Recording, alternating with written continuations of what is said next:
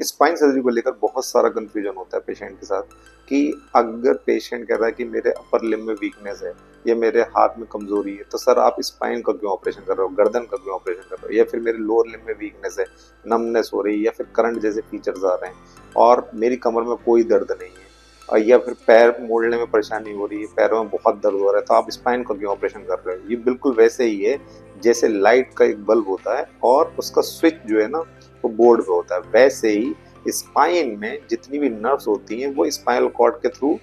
पैरों में आती हैं या फिर हाथों में आती हैं। कोई भी स्पाइन में कंप्रेशन है, चाहे वो